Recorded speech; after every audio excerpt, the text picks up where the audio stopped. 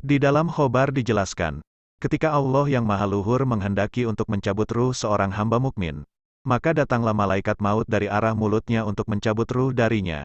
Lalu, keluarlah zikir dari mulutnya lalu mengatakan, tiada jalan bagimu dari arah ini, telah lama sekali lisan hamba ini digunakan untuk berzikir kepada Tuhannya. Malaikat maut pun kembali kepada Allah yang Maha Luhur, lalu mengatakan, wahai Tuhanku, hamba-Mu mengatakan ini dan ini. Lalu Allah yang Maha Luhur menjawab, cabutlah dari arah lainnya.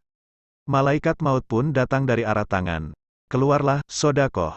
Lalu mengatakan, tiada jalan bagimu pada tangan ini. Sesungguhnya hamba ini menggunakanku untuk banyak bersedekah, mengusap kepala anak yatim, menulis dengan pena, dan menebas leher orang-orang kafir dengan pedang. Kemudian, malaikat maut datang ke arah kaki, lalu kaki itu mengatakan, tiada jalan bagimu dari arahku.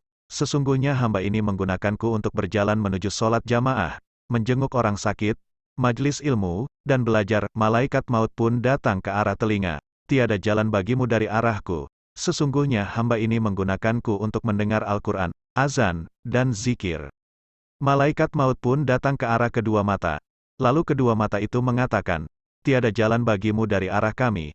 Sesungguhnya hamba ini menggunakan kami untuk melihat mushaf, Al-Quran, wajah ulama, wajah kedua orang tua, dan wajah orang-orang soleh. Malaikat maut pun sowan kepada Allah yang Maha Luhur, lalu berkata, wahai Tuhanku, sesungguhnya hamba-Mu mengatakan ini dan ini. Allah yang Maha Luhur pun menjawab, wahai malaikat maut, gantungkanlah, tulislah namaku pada telapak tanganmu dan perlihatkan kepada ruh hambaku sehingga dia mengetahuinya. Malaikat maut pun keluar lalu menulis nama Allah pada telapak tangannya. Dia pun memperlihatkannya kepada ruh hamba itu. Lalu ruh hamba itu menerimanya.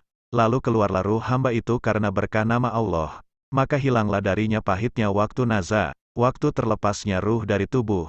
Tidakkah akan hilang pula darinya siksaan yang sangat menyakitinya ketika tertulis di hati orang-orang mukmin nama Allah yang Maha Luhur, sesuai dengan firman-Nya.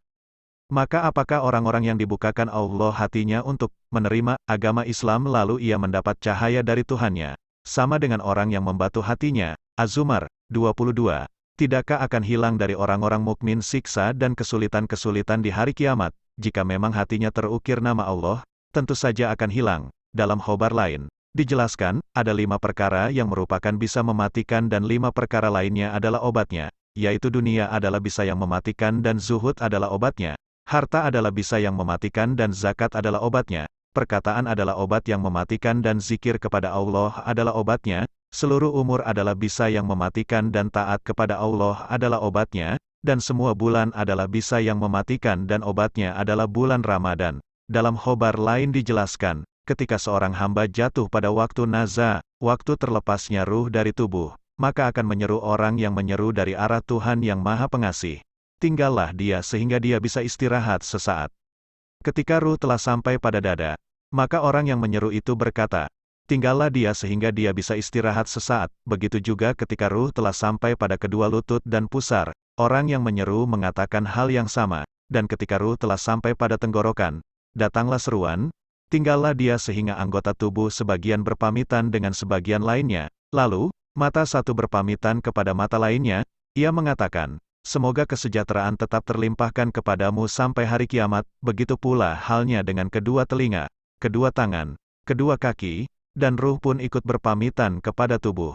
Maka kami memohon perlindungan kepada Allah agar terhindar dari berpamitannya iman kepada lisan, dan kami memohon perlindungan kepada Allah agar terhindar dari berpamitannya makrifat dan iman kepada hati. Lalu, tinggallah kedua tangan tak mampu bergerak, kedua kaki tanpa mampu bergerak, kedua mata tanpa mampu melihat, kedua telinga tanpa mampu mendengar, dan tubuh tanpa ruh. Dan jika saja lisan tertinggal tanpa iman dan hati tanpa makrifat kepada Allah, maka bagaimana keadaan seorang hamba di dalam liang lahat? Hamba itu tidak dapat melihat seorang pun, tidak bapak, tidak ibu, tidak anak-anak, tidak saudara-saudara, tidak teman-teman, tidak kuda, kendaraan, dan tidak hijab. Lalu jika dia tidak mengetahui Tuhan yang Maha Mulia, maka dia merugi dalam kerugian yang besar.